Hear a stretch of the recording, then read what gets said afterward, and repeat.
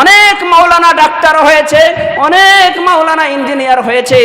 পার্শ্ববর্তী আপনার মুর্শিদাবাদ জেলায়, সম্ভবত ওনার বাড়ি ঝাড়খণ্ড, মৌলানা মুসলেহুদ্দিন মাজহারি, উনি একজন যোগ্য আলেম, যোগ্য দায়ী, সাথে সাথে বর্তমান কলকাতা হাইকোর্টের আইনজীবী।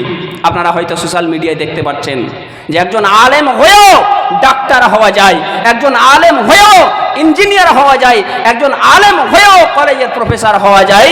এটা বাস্তব চিত্র আপনারা দুনিয়াতে দেখতে পাচ্ছেন।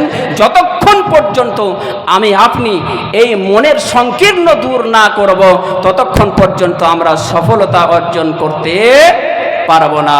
তারপরে আল্লাহ রাব্বুল আলামিন সূরা জুমারের মধ্যে 9 নম্বর আয়াতে বলছেন, কুল হাল ইয়াস্তাবিল্লাযীনা ইয়ালামুনা ওয়াল্লাযীনা লা ইয়ালামুন।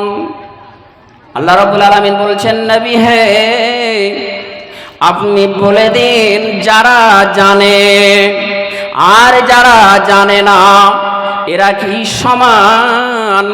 জানে বলতে যারা দ্বীনের জ্ঞান অর্জন করেছে, কোরআন হাদিসের জ্ঞান অর্জন করেছে, যারা ইসলাম সম্পর্কে পাণ্ডিত্য অর্জন করেছেন, এরা আর একজন মূর্খ যে কোরআন জানে না, যে হাদিস জানে না, যে হালাল হারামের জ্ঞান অর্জন করেনি, জ্ঞান রাখে না, জায়েজ না জায়েজ জানে না, এমন ব্যক্তি আর একজন আলেম ব্যক্তি, এরা কি কখনো সমান হতে পারে? নিশ্চয় আমরা খেটে খাওয়া মানুষ, যে একটা আলিফের বাইরে পিঠে বা বলতে পারবো না, ওই লোকটা পর্যন্ত আমরা উত্তর করব যে মৌলানা না না না না, কোরআন জাননেওয়ালা ব্যক্তি আর যে ব্যক্তি কোরআন জানে না, এমন লোক কোনোদিন সমান হতে পারে না।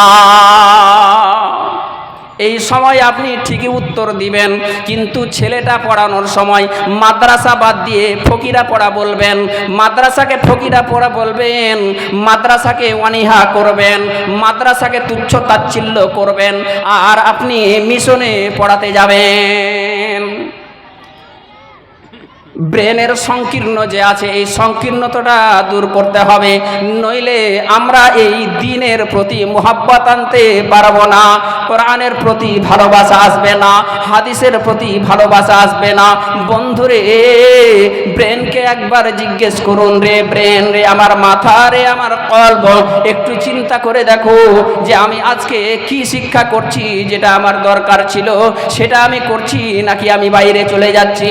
আল্লাহ রাব্বুল আলামিনের নবী কোনোদিনই আপনাকে দ্বীনি শিক্ষার বাইরে জেনারেল শিক্ষা করতে নিষেধ করেননি। হাদিস কোরআনে কোথাও পাওয়া যাবে না যে জেনারেল শিক্ষা করা যাবে না, কিন্তু মূল স্তম্ভ, মূল যে শিক্ষাটা আমাদের করতে হবে, সেটা প্রথমে কোরআনের জ্ঞান অর্জন করতে হবে। কোরআনের জ্ঞান ছাড়া অন্য কোনো শিক্ষার দিকে ধাবিত হলে হবে না। আগে কোরআন জানুন, আগে হাদিস জানুন, তারপরে আপনি দ্বীনি শিক্ষার বাইরে জেনারেল শিক্ষা করুন। আছে না, অনেক মাওলানা ডাক্তার হয়েছে, অনেক মাওলানা ইঞ্জিনিয়ার হয়েছে। পার্শ্ববর্তী আপনার মুর্শিদাবাদ জেলায়, সম্ভবত ওনার বাড়ি ঝাড়খণ্ড, মৌলানা মুসলেহুদ্দিন মাজহারি, উনি একজন যোগ্য আলেম, যোগ্য দায়ী, সাথে সাথে বর্তমান কলকাতা হাইকোর্টের আইনজীবী।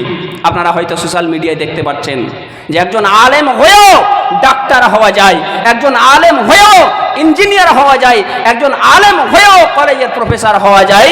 এটা বাস্তব চিত্র আপনারা দুনিয়াতে দেখতে পাচ্ছেন।